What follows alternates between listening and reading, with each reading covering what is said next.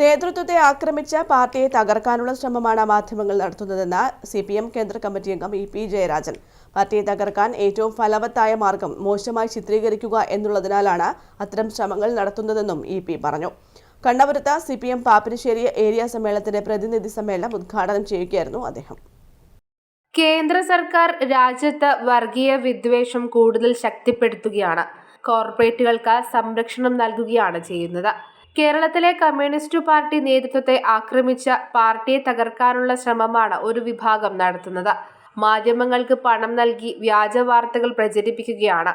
പാർട്ടിയെ തകർക്കാൻ ആരെയും സമ്മതിക്കില്ലെന്നും EP ജയരാജൻ പറഞ്ഞു. അവരാലോചിക്കുന്ന ഈ ഗവൺമെന്റിനെ എങ്ങനെ തടസ്സപ്പെടുത്താം, ഇനിയും ഒരു തെരഞ്ഞെടുപ്പിൽ ഒരു അധികാരത്തിലേക്ക് വരാൻ എന്ത് ചെയ്യണം? ഇപ്പൊ കേരളത്തിൽ മുഴുവൻ വികസനമാണ്. ആ വികസനം തടസ്സപ്പെടുത്തണം.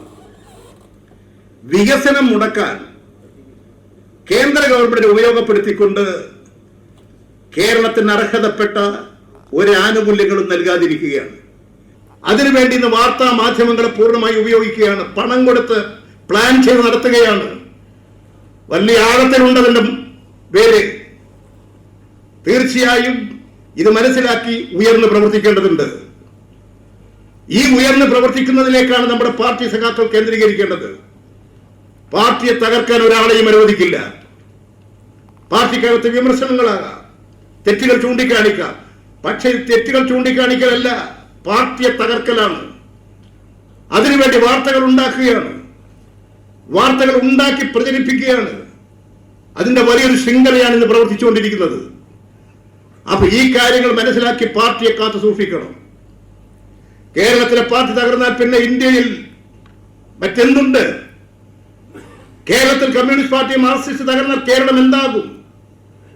ഇന്ന് കേരളം ഇതുപോലെ നിലനിൽക്കുന്നത് ഈ പാർട്ടിയുടെ കരുത്തും ശക്തിയും കൊണ്ടാണ്. നമ്മുടെ പാർട്ടി സഖാക്കൾക്ക് ആ ധാരണ ഉണ്ടാകണം. പാർട്ടി സഖാക്കൾ തമ്മിലുള്ള മാനസിക ഐക്യം ഉണ്ടാകണം, മാനസിക പൊരുത്തമുണ്ടാകണം. ആ മാനസിക ഐക്യത്തിലൂടെ പൊരുത്തത്തിലൂടെ മാത്രമേ ഈ പ്രതിസന്ധികളെ മുറിച്ചു കടക്കാൻ നമ്മുടെ കരുത്തും ശക്തിയും ഉപയോഗിച്ചുകൊണ്ട് നമുക്ക് സാധിക്കൂ. കണ്ണപുരം ബാങ്ക് ഓഡിറ്റോറിയത്തിലാണ് പാപ്പിനിശ്ശേരി ഏരിയ സമ്മേളനം നടക്കുന്നത്. P. ഗോവിന്ദൻ അധ്യക്ഷത വഹിച്ചു.